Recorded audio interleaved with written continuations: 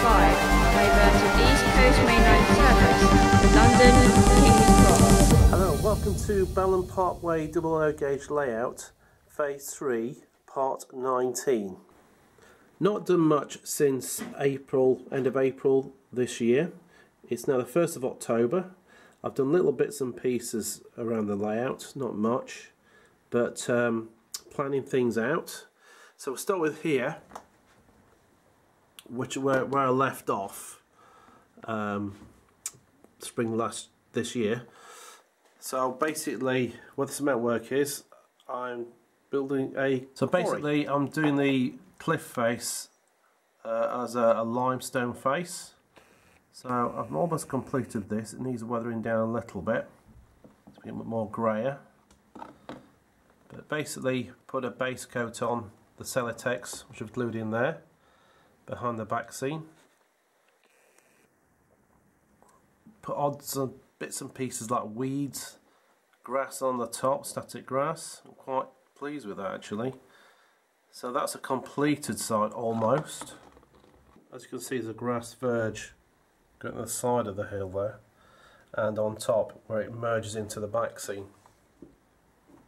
which is pretty good really. Seems to merge in there quite well. There's a bit here where the two seams meet and don't match up. I'm going to have to put something there to partition that. The bit I'm working on here is a corner piece. I've crafted the Celotex, which was glued down with PVA glue, weighted, and covered these areas here with like a plaster bandage just to fill the cracks in. So that goes the way around here. So that's been excavated this, and it all needs painting and rubbing down and stuff like that. And back to the track here where we get the bridge that joins the two sections together. So I'll start carving that out as well. So that'll merge into like a chalky type cliff. You can see there. What I'm going to do here, in this bare area, I've got a seam where there's various construction type vehicles, which will be excavating the quarry, shifting the limestone around a bit to be loaded.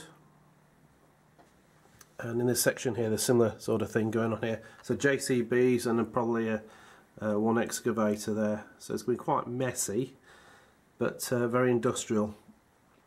So that'll go back into the cement works area down there. So I'll just finish as that corner section off. So I'm going to paint these. Obviously that's a naked side if you like. Covered in plaster of Paris bandage. So I'm going to have fun doing that basically. Making the cliff face out of like a chalky limestone colour. The crossing here for the girder bridge, where the two sides link up, obviously I'm doing a similar sort of thing here, but making this more of a rock face. I've got a static grass this area. This flips up so I can get in and out of the garage. So that's going to be quite interesting. And also around the side there, I've carved this out now. This was from the old layout, so I've carved that out. And the other side here, where I've taken some of it up, I've replastered that. This is going to be like a static grass banking just there. Also, I've got to clean the track up here, I've caught it. So I'm going to paint that and static grass it. And on the top here, I've got to resurface some of this. Excuse the scissors and stuff, I'm going to put a church there and a churchyard. That's after all this section's been done.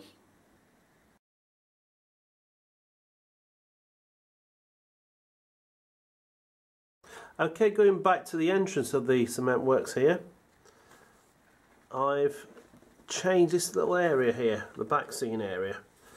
I had this building, I'll just put in front of the camera, up in the corner there. It didn't look right.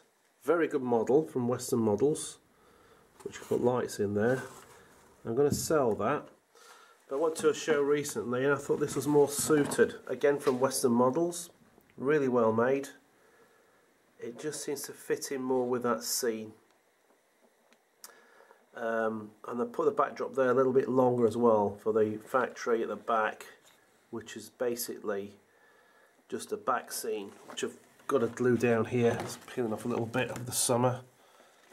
That's not a problem.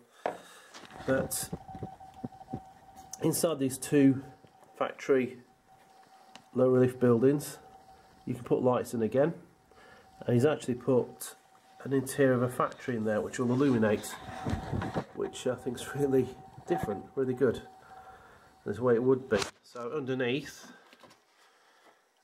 you can put lights in there, so you've got a backdrop inside there as well.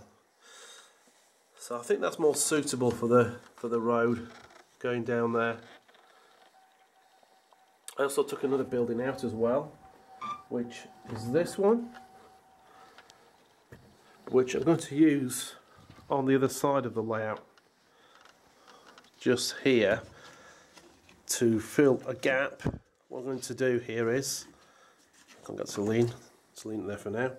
I'm going to change this back scene here to the more robust plastic type. Same scene, but obviously I've left the gap here, which is pretty appalling really. So I'm going to overlap that, and that somehow is going to merge the cracks together, the joins at the back scene just there.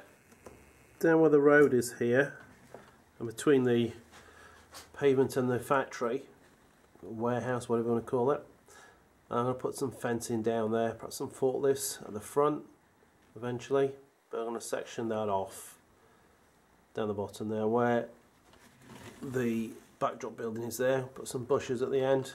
Just a little item here, I'll zoom in. I've done a little stream. This is what I finished off sort of beginning of May before I did the outside run, the extension outside. Did a little stream here with a culvert and grassed all this area here. That's to finish that off at the back of the two semi-detached houses there, and I think that goes really well, just going underneath the rails there, the track, from a different angle.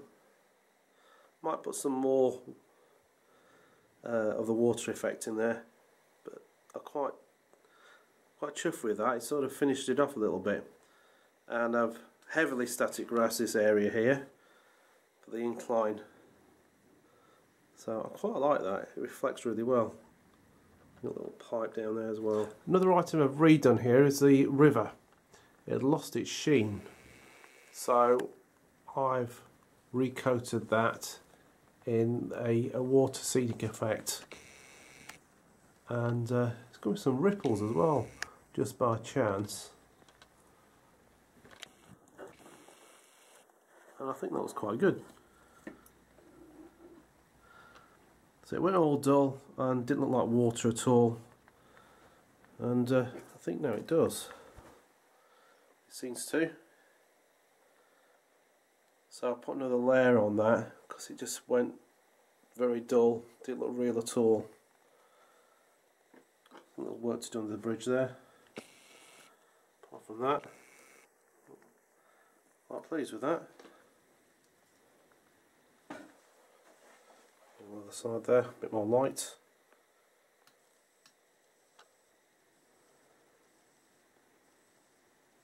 Just show these Grampus wagons I've recently acquired. I've got 3 of them. They're from Dapol, and I think they're pretty good, these. The only drawback is some of the couplings do droop, as you can see on that one there. I'm sure I can fix that. Obviously these need weathering, but I picked these up for £10 each, which is very good. So I had to snap those up. I had to sold a little tunnel I had to pay for it. So it didn't cost me anything really long term. There's one at the back here I've had for a while, which has been weathered by Dapol. Now weathering's not very good. So I'm going to send these away to the weathering works to get weathered. I'll find a picture on the internet for an example, which you can base this template round when he weathers them, and I'll show you what they'll be like when they come back. So look forward to having these done. Definitely need weathering though. The Grampus wagons come with this little load here, which is plastic. I think it's coal. It was mainly ballast they transported around for the railways. I may paint this a ballast colour or just change the load completely. Okay, I put the base paint down for the face of the cliff on this side. So that's just a base coat, and around the side as well, so completely black there.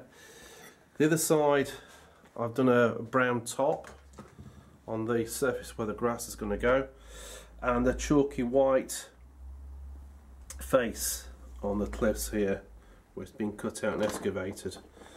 That needs weathering down, mixing various colours. Obviously that's not real at all at the moment, so there's a lot of work to do on that. So this is just a base paint there, and same here as well, where I've put the plaster of Paris bandage around there just to finish that off. Just gives a dark tone to put this static grass on. So in the next video I'll show you what's been completed. Thank you for watching and see you soon.